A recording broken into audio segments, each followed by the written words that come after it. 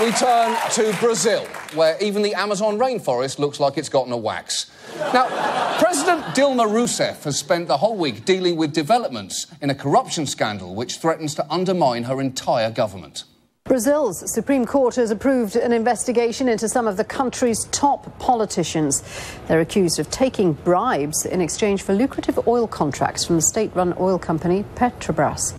Now, when they say taking bribes, this isn't your standard $5,000 in an envelope left under a bench. Because Brazil's largest construction and engineering firms allegedly paid at least $800 million in bribes and other funds to secure contracts. $800 million!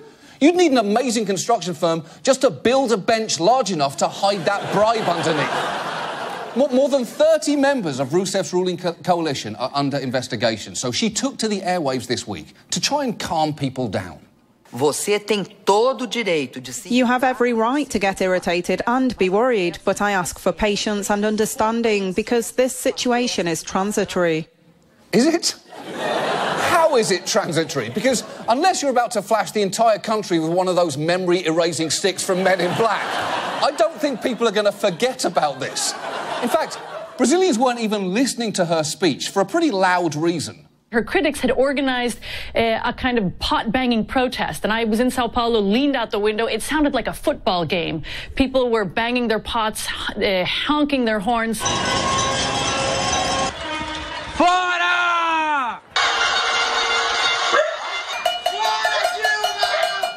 That's actually a real form of protest called panelazo, which has been in South America for years and off-Broadway for decades.